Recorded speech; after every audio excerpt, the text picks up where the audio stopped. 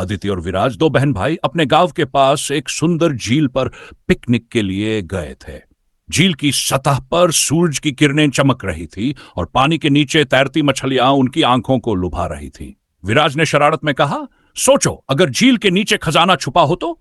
अदिति उसकी बात सुनकर मुस्कुराई और दोनों इस ख्याल में खो गए। तभी अचानक विराज का पैर फिसल गया और वह झील में गिर गया। अदिति उसे बचाने के लिए तुरंत कूद पड़ी।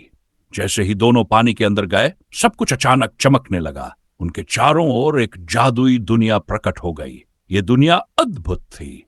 मछलियां गहनों से सजी हुई थी, समुद्री घोड़े बातें कर रहे थे और पानी के पौधे रंग बिरंगी रोशनी फैला रहे थे।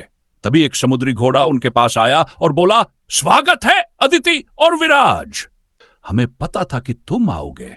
हमारी मदद करो, हमारी दुनिया खतरे में है। अदिति और विराज हैरान थे। तुम्हें हमारा नाम कैसे पता? अदिति ने पूछा।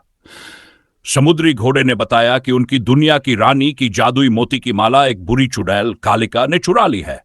वह माला इस जादुई दुनिया को जिंदा रखने की ताकत देती है। अगर वह वापस नहीं आई तो सब कुछ खत्म हो जाएगा।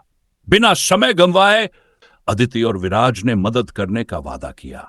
समुद्री घोड़े ने उन्हें कालिका की गुफा का रास्ता दिखाया, लेकिन चेतावनी दी, वह बहुत चालाक है, सावधान रहना। गुफा में प्रवेश करते ही चारों ओर अजीब आवाजें गूंजने लगीं। एक गूंजती हुई आवाज सुनाई दी, कौन है जो मेरी गुफा में घुसने की हिम्मत कर रहा है?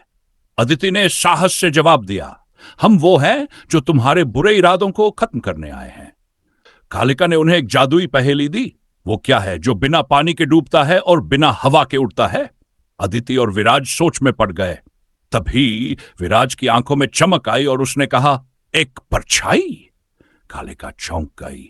पहेली का सही जवाब सुनते ही गुफा हिलने लगी और जादुई माला अदिति के हाथों में आ गई। उन्होंने माला लेकर झील की ओर दौड़ लगाई। जैसे ही माला वापस समुद्री रानी के पास पहुंची, पूरी दुनिया फिर से चमकने लगी। समुद्री घोड़े और मछलियां खुशी से नाचने लगीं।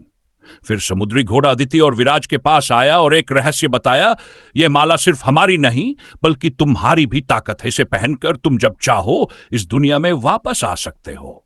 अदिति और विराज ने खुशी से माला पहनी और झील के ऊपर लौट आए।